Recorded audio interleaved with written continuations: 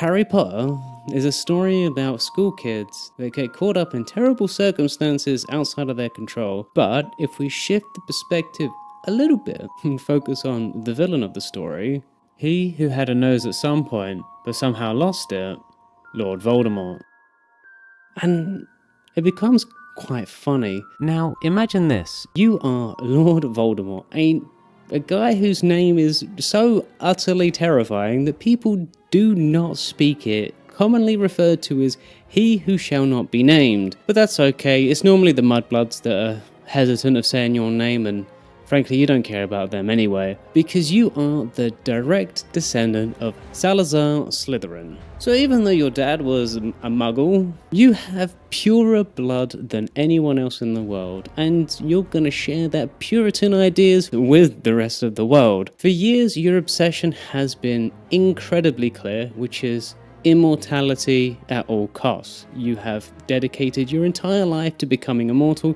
You've done some pretty unspeakable things in the pursuit of this idea. And the price for that? Well, now you've got a rather distinguished look, and people have suggested that you look quite similar to a hard-boiled egg, which you don't mind because hard-boiled eggs are pretty goddamn pure. One of the most powerful magics that you've explored is the idea of the Horcrux, which is basically murdering someone to split your soul into multiple different things, and then that way your soul is possessing an object. Sure, you have to deal with the hallucinations of your Horcrux selves chattering in your ear. And I mean, like, those pieces of your soul can be pretty intense at some points in time. But now at least you have an insurance policy against your life. But one day you hear from one of your only half-competent Death Eaters that there has been a prophecy, and that prophecy is essentially that a boy is going to be born at the end of July, and that boy is probably going to kill you, or you kill him, or something. Anyway, it sounds like something you absolutely need to deal with right now, and you have two choices, as there are only two children that were born at this time. One is the spawn of the Longbottom, and the other one is the spawn of the Potters. Either way, there ain't no way a Longbottom is going to challenge you. No shot. So, you obviously take the natural choice, which is going after the Potters. So you go to Godric's Hollow, because, you know, murdering a child, a newborn child essentially, well, that's par for the course for the Dark Lord. And you clap that dad faster than you can say Avada Kedavra. It was super easy, barely an inconvenience. God blimey, you didn't even stand a chance. Shut up, Hufflepuff. Okay, quiet, all of you, we need to find the boy. Seriously, having 5 different souls in your ear at any given point in time is very tedious to deal with, and trying to hold off appearances so people don't think you're insane is actually equally as tedious. But it's time to find the boy. So you continue on to the crib that holds the Potter kids, and you look at the kid and it's like, this is the boy that's going to defy me? Jesus, man, like, how far have I fallen that this is a threat to me? But there's only one obstacle in your way, which is the boy's mother. Excuse me, madam, if you don't mind scooching out of my way, I promised one of my colleagues I wouldn't kill you, and, you know, out of respect for him, I don't want to, like, upset him or cause him any pain, so just scooch a little bit to the side, please. That would be very much appreciated. Thank you. But she says nothing. She just keeps standing there. Look, seriously, if I kill you, my arguably best Death Eater, although the bar set very low, fucking I've got Lucius Malfoy on my payroll, might actually betray me if I kill you. And I don't want that to happen. I kind of need him. He does have a somewhat confusing obsession with you, so, you know, make with it and just get out of my way, please. And she just tells you over her dead body. She's like, okay, I was trying to be reasonable. You called me a good day. I'm the Lord of Goddamn Darkness. You think I'm not gonna be above killing you? Well, me, Snape be damned. So, one more Avada Kedavra later, and you're just left with the boy. And he's looking up with you with these big beady eyes, and you're just like, well, gotta kill it. So you cast Avada Kedavra one more time, and frankly, you feel a bit like a one-trick pony. And I mean, you know, you just kill both of his parents, so realistically, this is a bit of a mercy killing, because, like, otherwise he's gonna grow up as an orphan. But as you utter the magic words, the spell bounces back at you, and instead, you get blown to smithereens and lose your body and turn into some corporeal form. Oh man. How do we lose our body? Hufflepuff, stop being a goddamn pussy, please. Oh, look at us. We're basically a shriveled testicle now, aren't we? So what do? We run. And with that, you're sent into years of hiding. You run away to Albania because, well, they don't have an extradition treaty to the UK at this point in time. And, like, they're a place that you can just go chill and practice your dark magics and recover. Because, you know, this is like the world's worst hangover at this point, isn't it? But something happens while you're in Albania. You run into a lovely and charming snake called Nagini. And she is all too happy to slither at your side. So naturally you turn her into a Horcrux as well when one more joins the party, but this one doesn't speak like a normal person, it only speaks in parcel tongue. So now you're up to 6 Horcruxes, and the hallucinations are kind of getting out of control. And what are you going to do when you're 6 voices and no body? Well, one fateful day you run into someone who is completely obsessed with you. That was kind of disturbing. But, you know, who's not obsessed with you? You are the Dark Lord after all. You are pretty fantastic. And it's kind of ironic really, because this guy is kind of a stuttering, bumbling idiot for all intents and purposes. Or at least it looks like it's an act, but who's to be sure? But desperate times, they call for desperate measures. And this fool just happens to become a teacher at Hogwarts. So it's kind of like a win-win. You infiltrate Hogwarts and, you know, you also get like a body to attach yourself to. You essentially become a bit of a parasite, except you have to hide under this crusty turban. And it's crazy because in Hogwarts, that goddamn child who robbed you of your body is attending at the same year that you go. What are the chances of that actually happening? So you start hatching a scheme to, you know, to get this kid. And also the Philosopher's Stone. Sorcerer? The Syphilis Stone. And also, by being at Hogwarts, you can keep an eye on Snape. He is your Death Eater after all, but it's surprising that he doesn't seem to acknowledge your existence, and it seems like he's quite chummy with Dumbledore. But you're pretty sure that's nothing. Like, you know, Snape is loyal to the end. He's ride or die, you know? He's never gonna betray you. I mean, like, there's that weird obsession with Lily, but she's gone now. All that's left is you. Anyway, with this bumbling idiot Quirrell and Toll, you start getting to work on some kind of evil machinations, and you start seeking out ways to resurrect your physical form. Step 1 is to find the Syphilis Stone, a magical artifact that promises eternal life. All you have to do is get to Gringotts, get into the vault, and it's as good as yours. Pretty simple job all in. In the meantime, working with Quirrell makes your 6 souls feel kind of dirty. Now you're kind of forced to hitch a ride on this disgusting person, and you have to hide under a turban for a goddamn year. It's beneath me. Disgustingly cringe, by the way. This is the worst thing that's ever happened to us. Yes, but we don't have a choice. We have to continue on. Sir? Who are you talking to? It's just me and you in the room. Shut up, Quirrell. Do you ever think we'll wash our face again? Face? We don't even have a body, and you're worried about our face? No, be quiet, guys. We'll get the Syphilis Stone, and everything will be good. Excuse me, Sir, Quirrell, if you don't shut the hell up, I am going to kill you. Do you know how dark and damp this goddamn turban is? And you keep wrapping me up in this thing all day around, and I have to just accept that because I can't show my face here. And I mean, Quirrell actually proves to be even less competent than your worst expectations, you know? Over the years, he tries to do a number of things to disrupt Harry Potter. For one, he tried to curse Potter's broom in a game of Quidditch. And then Snape actually managed to counter-curse that before Snape got set on fire and distracted him, and so nothing actually happened. Don't even get started on the troll. My God, man. How do you set a troll on some kids and nothing bad happens? Anyway, you've schemed and you schemed to get the Syphilis Stone. But Dumbledore had moved it from Gringotts to Hogwarts for safekeeping, and seriously, I don't think anything's ever safe in Dumbledore's hands, not even fashion. How do you go from looking like a model to looking like a Christmas tree? It defies belief. But you know, with the stone in Hogwarts, all you have to do is get through the trials and you can steal the stone. Quirrell, bless his rather simple mind, actually manages to get you close to the stone. He gets through all of the defenses pretty quickly, actually, all things considered, and you honestly thought that was going to go terribly, but you know, he three-headed dog Fluffy didn't stand a chance. Surprisingly, Quirrell's a dab hand on a harp. And then there was that stupid plant, the Devil's Snare. I mean, that was really juvenile, Dumbledore. Are you kidding me? Like, try and think of something else that's vaguely useful, my God. And then that game of chess, well, at least Quirrell's somewhat intelligent, I guess. At least in terms of chess. Not really planning or organizing or execution. But he's good at chess, thank God. But then there was the mirror, and the mirror had a charm on it that basically said, haha, if you want this stone, you cannot get it. And that's just very annoying because you obviously want this stone, so now you're plumb out of luck. Like, but actually, why couldn't Quirrell get the stone? Because Quirrell didn't actually want the stone, he wanted to give it to you. So theoretically, he didn't actually need the stone or want the stone. So he was going to always give it to you. Unless, did Quirrell want the stone for himself? That's like the only logical conclusion.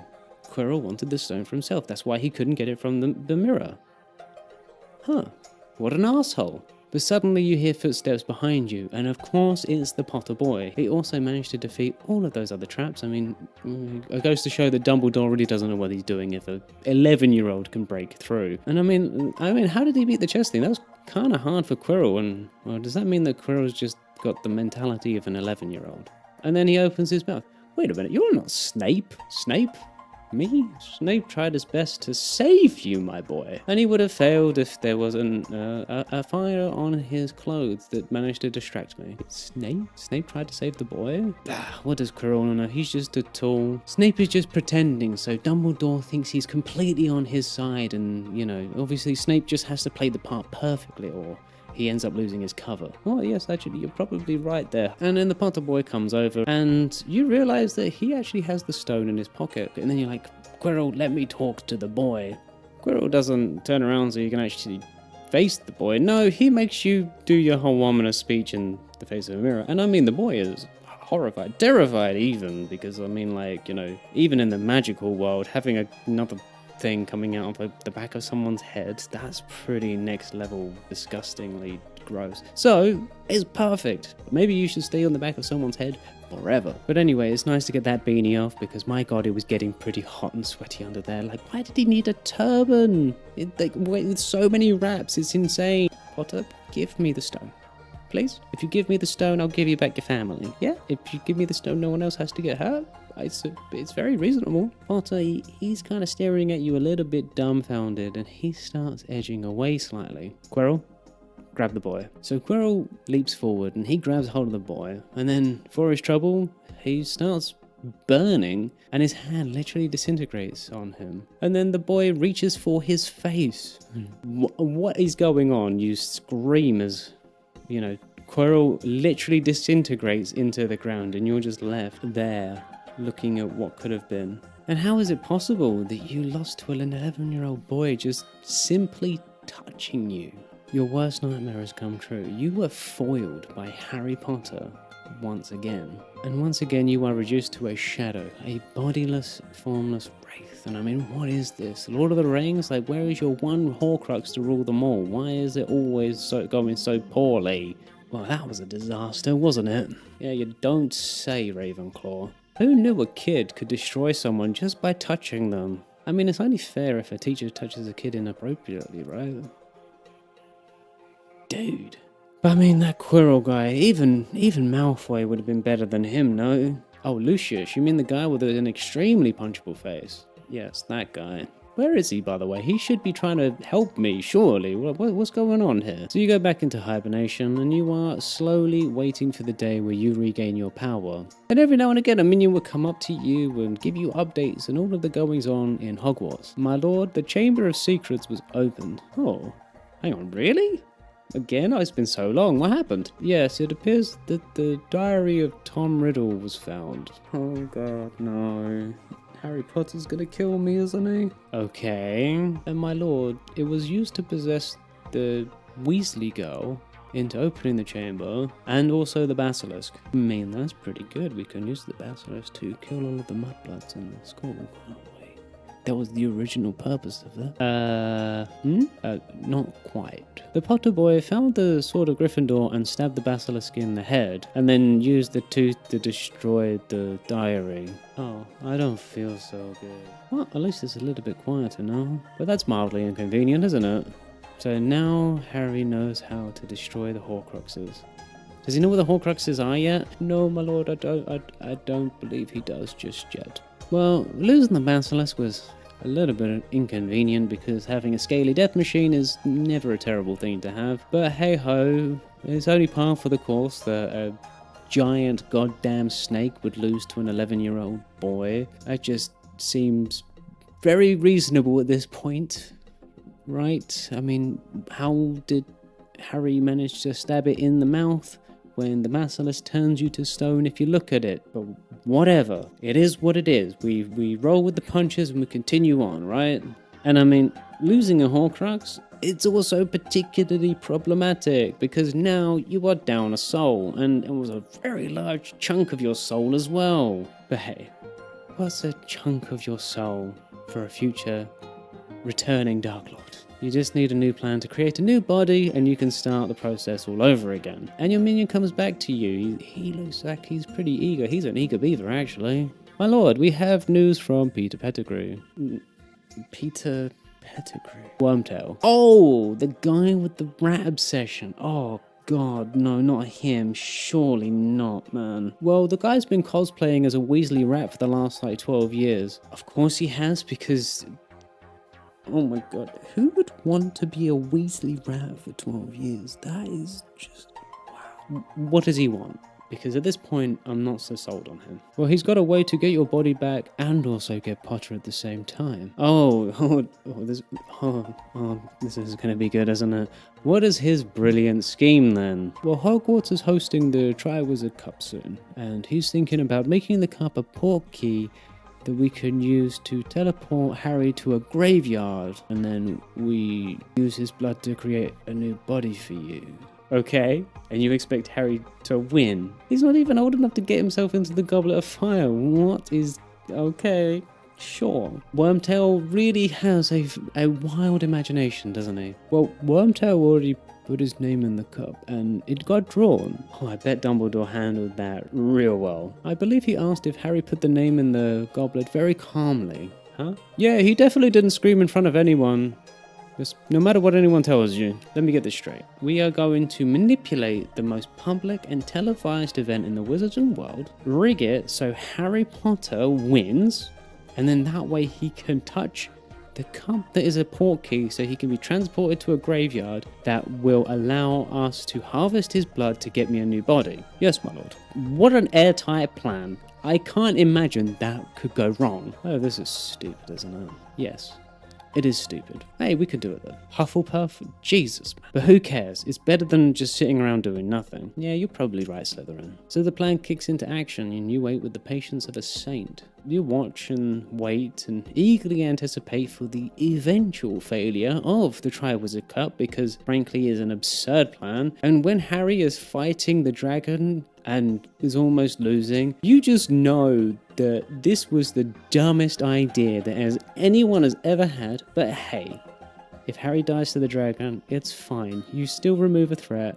You can always find a new body in a different means. It's okay. But with Wormtail, he's cosplaying as Mad-Eye Moody now, and I mean, if that's not a demonstration of the lapse of security in Hogwarts, you don't know what is. Because I mean, if you can go and rig a thing like this just because of a little Polyjuice potion, Hogwarts has some problems that definitely need to be addressed, but that's fine because this is amazing. It's still going poorly, but there's still a glimmer of hope. After you get an update on the dragon, you start setting up the graveyard because, you know, I mean, he defeated a dragon. He probably could actually win the cup hands down on his own. I mean, Potter Boy is pretty goddamn special. Old Wormtail is going to ensure that that works out perfectly.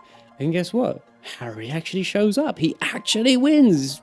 By George, Wormtail is a genius. But Harry did bring along a friend, and I guess that's whatever. Like, you know, the more the merrier. Wormtail, just kill the guy. Wormtail, Avada Kedavra's the young lad. I mean, it is what it is.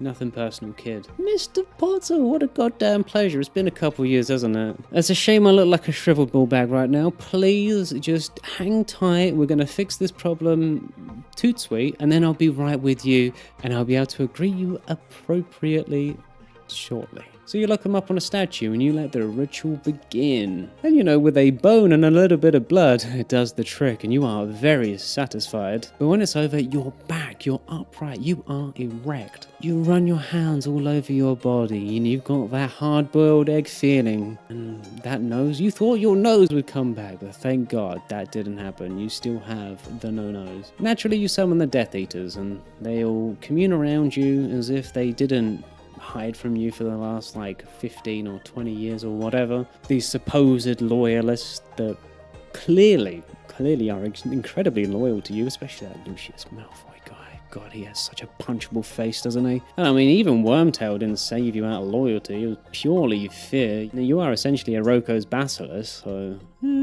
fair enough, but you know, you're not too pleased about the intention, but you are pleased about the result. And as you walk up to Lucius, you're punishing all of these guys for essentially betraying you for goddamn 10 years and giving you all these excuses. And he's just like, my God, Lucius, you are a goddamn disgrace. But whatever, you're not going to let a little bit of treachery ruin your day. You have your body, you have the Potter, you are on top of the goddamn world. All because of some insane scheme. Truly remarkable, actually, when you think about it. But it's time to play with your food, because, you know... Did you like my plan, Potter? I thought it was a brilliant plan. I came up with it myself, and I executed it flawlessly, didn't I? Oh, God. Didn't I, Wormtail? Oh, yes, my lord. Good boy. Here's a hand for your trouble. Oh, thank you, my lord. Oh, where was I? Oh, yes, flawless plan, perfectly executed. I'm the greatest wizard that's ever lived. Oh, Mr. Potter, unfortunately, I now have to prove to the world that I have no equal. And... not even the infamous Harry Potter. I hope you understand. You tell everyone it was love that saved Potter. Love. Oh, how lovely. Anyway, it doesn't matter anymore because there's no one to love you right now, is there, boy? But you don't want to, you know, just kill him. You need to make sure it's like a show. You need to demonstrate that Harry Potter won't get the best of you. I'm going to touch you now, Mr. Potter. My lord, maybe you shouldn't say that. It might get us in trouble. Oh, relax, random minion. He's not trying to turn himself into a girl. I'm pretty sure we're fine. So you touch the scar and you challenge Harry to a duel because, you know, you want to give him a fair fight. You want to prove there is no equal. And also, you force him into the forms and the nicety because that way people cannot question your honor. But of course, you start off with the Cruciatus Curse because why the hell not? Gotta start off strong, gotta make him realize that he's made a big mistake in just existing and being in your presence. The kid tries to hit you with an Expelliarmus. An Expelliarmus! Like... what is that? An Expelliarmus in the face of the Dark Lord. What a slap in the face. What a disrespectful little shit. But you counter it and you lean over him. I'm going to kill you now, Mr. Potter.